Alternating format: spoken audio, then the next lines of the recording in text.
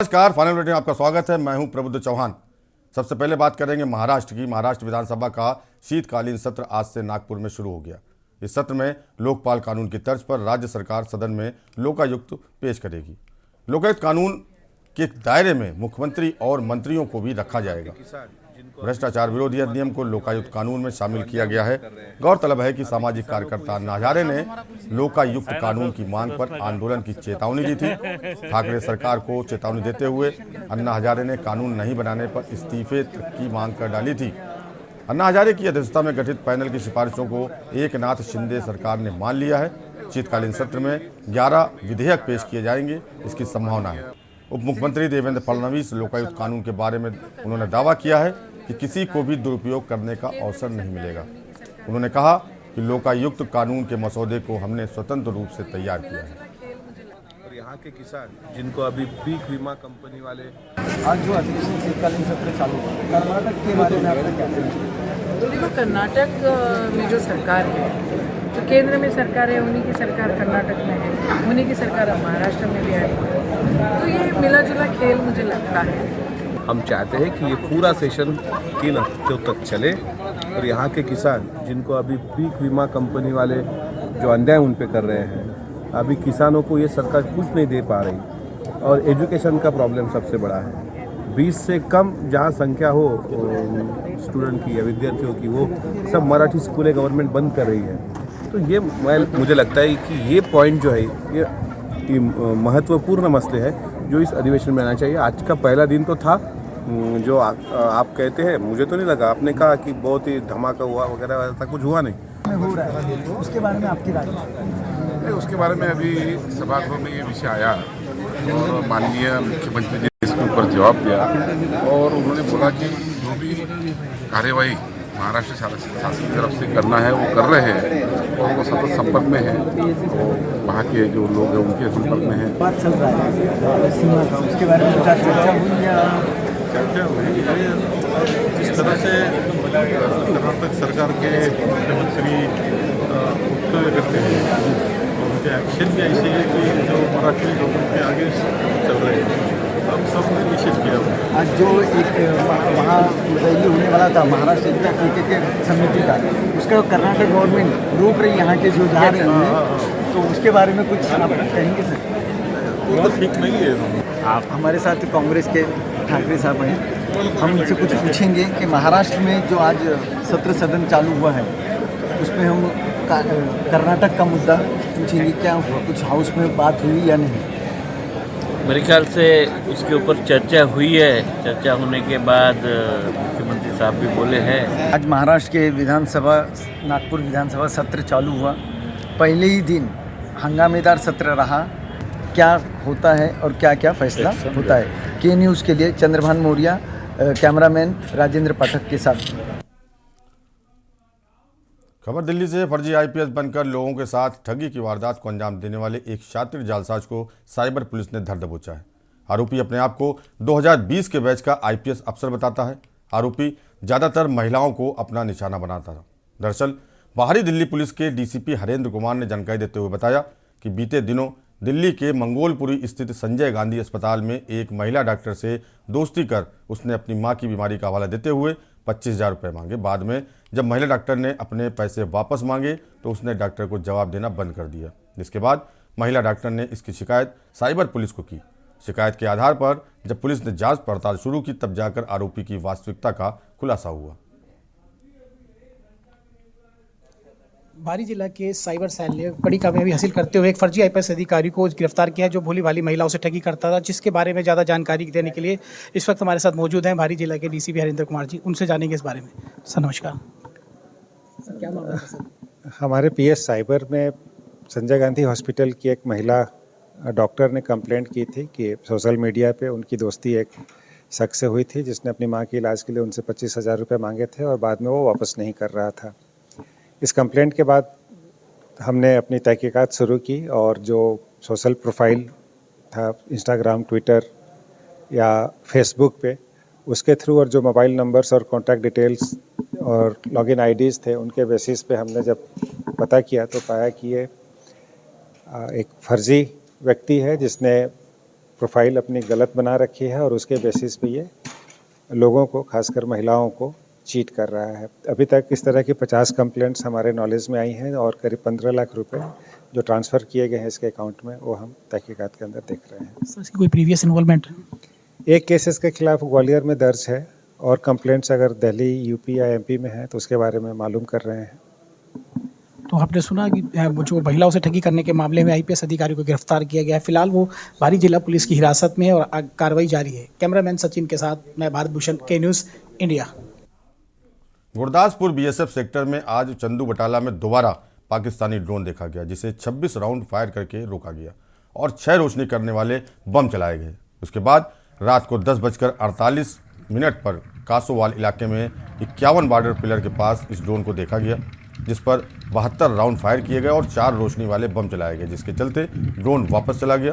पिछले 2 दिन में 3 बार ड्रोन की गतिविधि पाकिस्तान की तरफ से भारत में आते हुए नोटिस की गई है। इसके बाद सेना का सर्च ऑपरेशन जारी हो चुका है।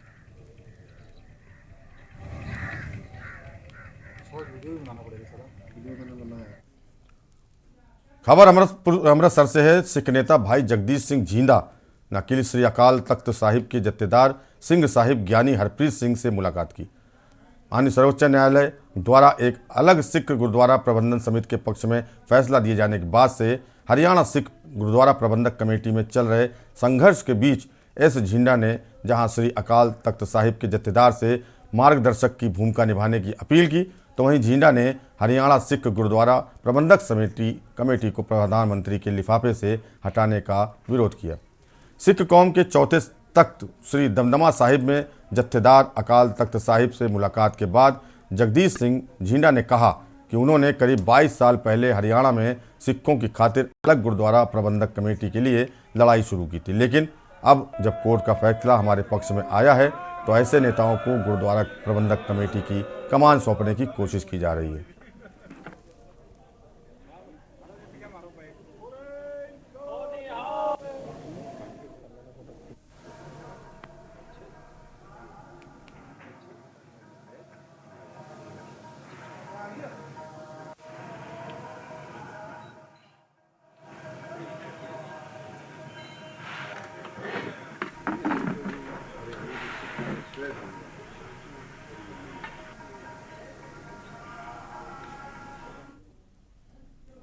खबर चंडीगढ़ से है, जहां सीएम मनोहर लाल खट्टर ने ट्वीट कर महान क्रांतिकारी रामप्रसाद बिस्मिल, अशफाक उल्ला खान और रोशन सिंह के बलिदान दिवस पर बधाई दी।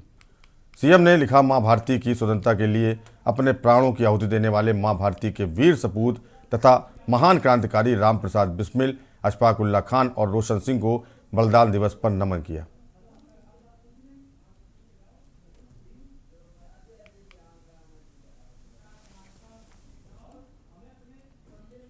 मुख्यमंत्री मनोहर लाल खट्टर ने सोमवार को पंचकुला की 2 महत्वपूर्ण विकास परियोजनाओं का निरीक्षण किया। मुख्यमंत्री ने सेक्टर 19 में लगभग 30.54 करोड़ रुपए की लागत से निर्माणाधीन रेलवे ओवरब्रिज का निरीक्षण किया। अधिकारियों ने मुख्यमंत्री को अवगत कराया कि पुल का अधिकांश निर्माण कार्य पूरा हो चुका है, केवल स्लैब डालने का कार्य बाकी है, जिसे इसी माह में पूरा कर लिया जाएगा। मुख्यमंत्री ने अधिकारियों को निर्देश देते हुए कहा कि इस कार्य में तेजी लाएं ताकि गणतंत्र दिवस के अवसर पर ये आरओबी जनता को समर्पित किया जा सके। इस पर अधिकारियों ने उनको आश्वस्त किया कि ये कार्य 20 जनवरी 2023 तक पूरा कर लिया जाएगा। मुख्यमंत्री ने कहा कि ये आरओबी पंचकुला वासियों की लंबित मांग है और इसके पूरा होने पर यहाँ के निवासियों को, विशेषकर सेक्टर 19 के निवासियों को आवागमन की बेहतर सुविधा मिलेगी।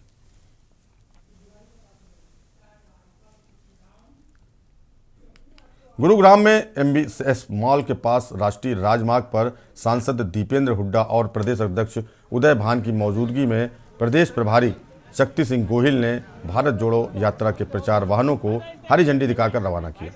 प्रदेश अध्यक्ष और प्रदेश प्रभारी समेत विभिन्न पूर्व मंत्रियों की मौजूदगी में हरी झंडी दिखाई गई। दीपेंद्र हुड्डा ने कहा कि भारत जोड़ो यात्रा के स्वागत के लिए पूरा हरियाणा एकजुट है। दीपेंद्र हुड्डा ने प्रचार वाहनों को रवाना करने के बाद मीडिया से कहा कि आज पूरे देश में भारत जोड़ो यात्रा की चर्चा हो रही है।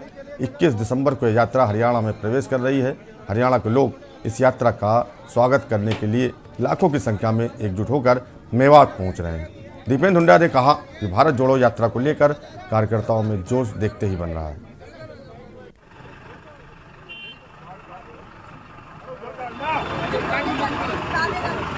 भारत जोड़ो यात्रा राहुल गांधी जी का भूतपूर्व स्वागत होगा, जैसे कि अभी हमारे आदरणीय अध्यक्ष जी ने आपको बताया, जैसे कि हमारे आदरणीय प्रभारी जी शक्ति सिंह गोयल जी ने आपके सामने सारी बात रखी।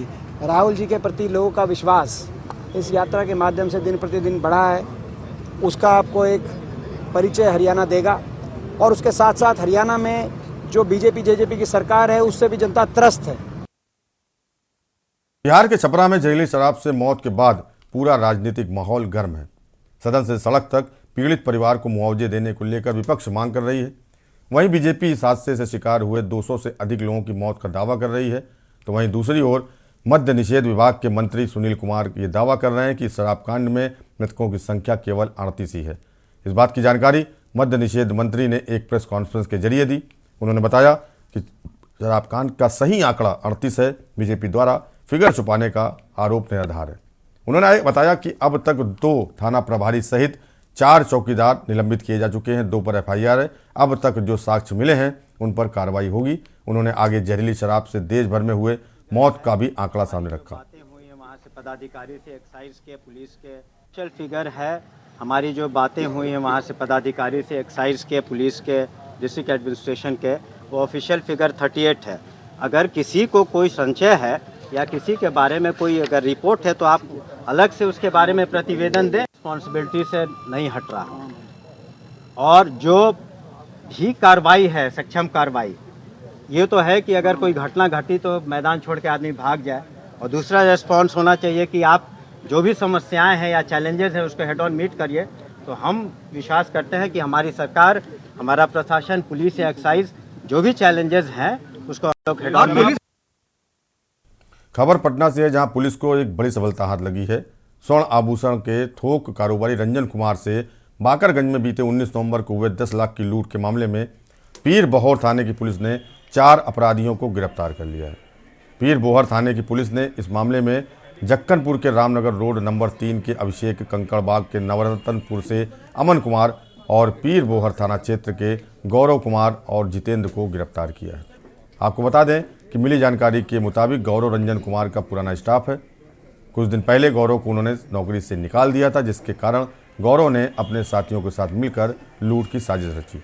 इन लोगों के पास से पुलिस ने लूट की घटना में प्रयुक्त पल्सर बाइक, एक अन्य अपाचे बाइक, करीब 12 मोबाइल और लूटी हुई नकदी भी बरामद की है।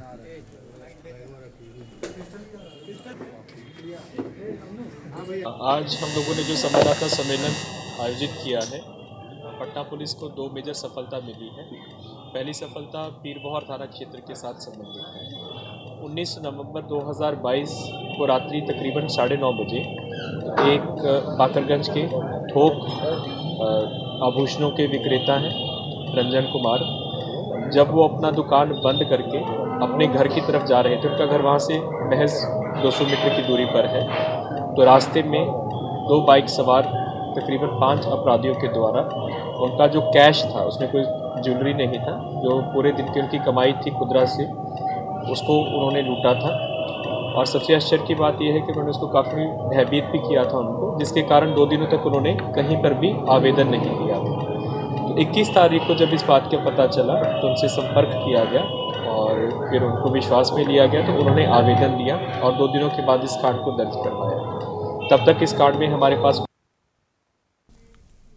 खबर है छत्तीसगढ़ से। कोंडा गांव जिले में निर्माण पर लगातार उठ रही उंगलियां। एक तरफ जहां शासन प्रशासन निरंतर कोशिश कर रहा है कि लोगों को उनकी मूलभूत सुविधाओं से जल्द पूरा कर सके, मगर जिम्मेदार अधिकारियों और ठेकेदारों की मिलीभगत के चलते लोग योजनाओं का लाभ लेने में वंचित नजर आ रहे हैं। दरअसल पंचायत एवं ग्रामीण विकास विभाग छत्तीसगढ़ के द्वारा मुख्यमंत्री ग्राम गौरव पथ योजना के अंतर्गत कोंडा गाँव से मर्दापाल मुख्य मार्ग पर स्थित ग्राम पंचायत संबलपुर 1 किलोमीटर गागरू घर कुसुमा रोड तक सीसी सड़क सहनाली का निर्माण किया जाना था।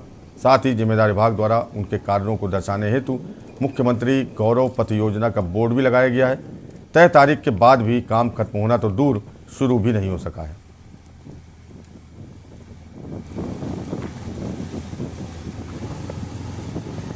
नहीं, सब काम चालू अपने यहाँ सीसी रोड पर जो भी काम है चल रहा है, और कुछ कोरोना या पानी के वर्षा ऋतु कारण काम शुरू नहीं हो पाया था, काम शुरू हो गया है। और जो समय पे नहीं हुआ है उसको नोटिस जारी किया गया है ठेकेदार को। टाइम एक्सटेंशन के उपरांत ही उसको भुगतान किया जाएगा। अभी 3 मैच में बंद है संबलपुर का, उसके बारे में बताएंगे क्यों बंद है? संबलपुर का सीसी चल रहा है जैसा जो गौरव पर बंद होता है। हाँ, सीमेंट कंक्रीट चल रहा है उसमें, और वो हम समय 1 दिसंबर तक कंप्लीट कर लेंगे, दिसंबर या फर्स्ट वीक ऑफ जनवरी में। और जो टाइम एक्सटेंशन का भेजेंगे केस, उनका टाइम तो खत्म हो चुका है। हाँ भेजेंगे, एक्सटेंशन के लिए भेजेंगे, समय वृद्धि के लिए कि और समय ठेकेदार ने आवेदन किया है कि मेरे समय वृद्धि दी जाए ऐसे करके, और भेज देंगे, वो भेजे हैं अपन। खबर बिलासपुर से है, जहां एसटी सीटर पूर्व कांग्रेस नेता संजू त्रिपाठी की हत्या की साजिश में शामिल पिता जयनारायण त्रिपाठी, भाई कपिल त्रिपाठी, उसकी पत्नी सुचित्रा त्रिपाठी समेत 13 आरोपियों को पुलिस ने गिरफ्तार किया है। उसकी हत्या के लिए पिता और भाई ने मिलकर उत्तर प्रदेश के 5 शूटरों को 10 लाख रुपए की सुपारी दी थी। आपको बता दें कि इस षड्यंत्र में कपिल की पत्नी के साथ ही उसकी मुंहबोली बहन, जीजा, भांजा सहित अन्य लोग शामिल थे। पुलिस इस केस में हथियार बेचने वाले आरोपियों को पकड़कर अब 5 शूटरों की तलाश कर रही है। एसएसपी पारुल माथुर ने बहुचर्चित हत्याकांड को लेकर मीडिया से बातचीत की।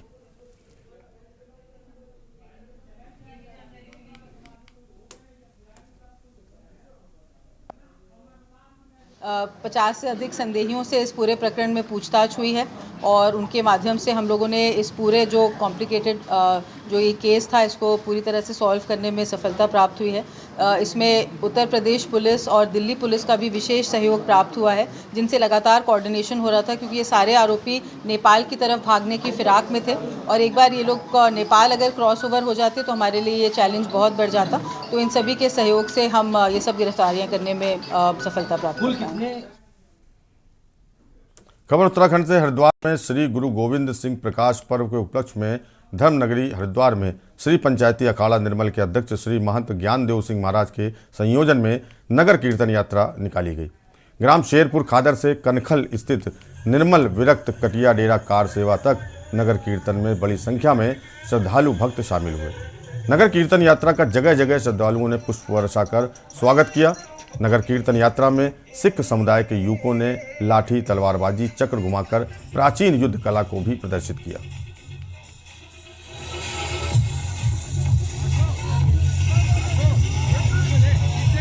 अरे हट जाओ, मैं कर दूंगा, लग आ जाएगी, तुम हट जाओ। शोभा यात्रा महान नगर कीर्तन श्री गुरु गोविंद सिंह महाराज जी के प्रकाश उत्सव को समर्पित बहुत ही श्रद्धा भावना से धूमधाम से पूरे ही हरिद्वार जिले के जितने भी गुरुद्वारे हैं और श्री गुरु नानक नाम लेवा जितने संगत के डेरे हैं, आश्रम हैं, अखाड़े हैं, सभी में मिल कर के श्री गुरु नानक प्रचारक कमेटी समिति की तरफ से और श्री गुरु गोविंद सिंह महाराज जी ने जो इस देश के लिए किया उसको उनकी कुर्बानी को, उनके सर्वस्व कुर्बान जो उन्होंने कर दिया इस देश के लिए, इस धर्म के लिए, उनको याद करते हुए सभी लोग जो है आज भावना से उनकी याद में जुड़ बैठे हैं और बहुत ही उत्साह से और बहुत ही प्रेम से ये शोभा यात्रा सभी सिख संगत मिल करके और सभी जितने भी श्रद्धालु हैं सभी मिल करके ये भव्य शोभा यात्रा जो निकाली जा रही है, इसमें सभी युवाओं का, सभी संत महापुरुषों का, संगत का जो है विशेष उत्साह है कि जिन्होंने धर्म के लिए, राष्ट्र के लिए अपना सर्वस्व कुर्बान कर दिया। खबर हिमाचल प्रदेश से है। प्रदेश के नए मुख्यमंत्री सुखविंदर सिंह सुक्खू इन दिनों दिल्ली दौरे पर हैं।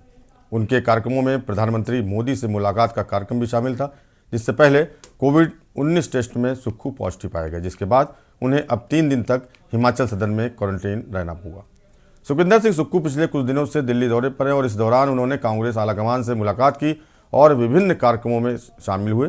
इसके अलावा इस दौरान वह सभी विधायक साथियों के साथ राहुल गांधी की भारत जोड़ो यात्रा में भी शामिल होने राजस्थान पहुंचे और यात्रा का हिस्सा बने।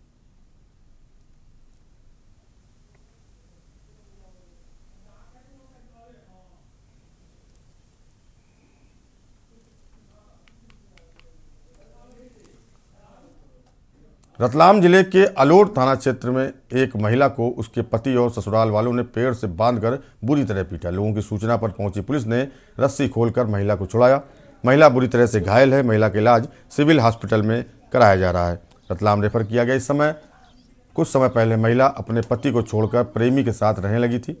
शनिवार को जब अपने घर वापस पहुंची तो उसके ससुराल वाले व पति ने उससे मारपीट की, उसे घर से बाहर निकाल दिया। महिला का आरोप है कि उसके पति ने पेड़ से बांधकर पिटाई की। इस दौरान गांव के लोग तमाशा देखते रहे। पुलिस मौके पर पहुंची तो उसे छुड़वाया गया। महिला की शिकायत पर पुलिस ने विक्रम पिता नागू नायक, मुकेश पिता मांगू नायक, मोहन पिता गणपत आदि के खिलाफ मामला दर्ज किया है। महिला है जो करीब फरवरी मार्च में अपने घर से पड़ोस में रहने वाले लड़के के साथ भाग गई थी, जो 5-7 दिन बाद ही दस्तयाब हुई थी। दस्तयाब होने के बाद में भी जिस लड़के के साथ भागी थी उसी के साथ में रहने की सहमति लिया था और उसी के साथ में राजस्थान में चित्तौड़ के आसपास में कहीं रह रही थी। परिवार वालों ने, जो पति है, अपने अन्य परिवार वालों के साथ में उसको मना कर दिया था कि ठीक है, जब उसके साथ में रह रही है तो वापस घर मत आना। किंतु कल वो वापस आई और घर में जबरदस्ती रहने का प्रयास किया तो उसके पति वो अपने परिवार वालों के साथ मिलकर उसको पेड़ के नीचे रस्सियों से बांध दिया और उसके साथ मारपीट करी है। क्योंकि सिर में उसके गंभीर चोट लगी थी तो धारा 326 के तहत उसका प्रकरण कायम किया है। भिंड में जैन समाज के लोग हजारों की संख्या में सड़क पर उतरे। वे किला गेट पर एकत्रित हुए, जहां से जैन मुनि प्रतीक सागर और विनय सागर के नेतृत्व में रैली निकाली। रैली सम्मेद शिखर तीर्थ स्थल को सरकार द्वारा पर्यटक स्थल बनाए जाने के विरोध में निकाली गई। जैन मुनि प्रतीक सागर महाराज और विनय सागर के नेतृत्व में जैन समाज के लोगों ने झारखंड में सम्मेद शिखर तीर्थ स्थल को पर्यटक स्थल बनाए जाने के विरोध में रैली निकालने का निर्णय लिया।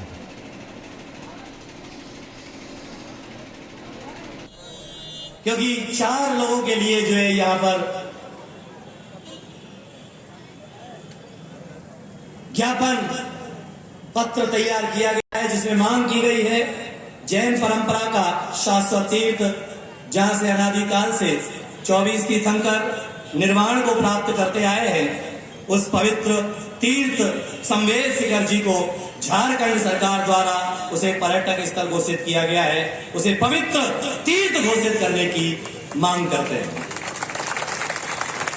उसके अंदर जो है 5 ऑब्जेक्ट लिए हैं जिनकी हम सरकार से मांग करते हैं और उसे अविलंब सरकार को पूर्ति की जाना चाहिए और उसकी रोकथाम की जाना चाहिए।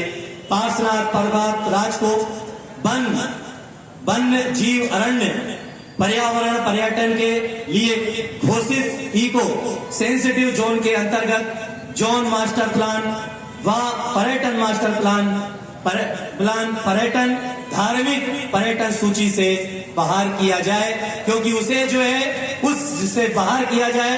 पार्श्वनाथ पर्वतराज को बिना जैन समाज की सहमति के इको सेंसिटिव जोन के अंतर्गत वन्य जीव अरण्य का एक भाग और तीर्थ माना जाता है, लिखकर तीर्थराज की स्वतंत्र पहचान पवित्रता नष्ट करने वाली झारखंड सरकार के अनुसंधान केंद्रीय वन मंत्रालय द्वारा जारी अधिसूचना क्रमांक 2795 दिनांक 2 अगस्त 2019 को अविलंब रद्द किया जाए।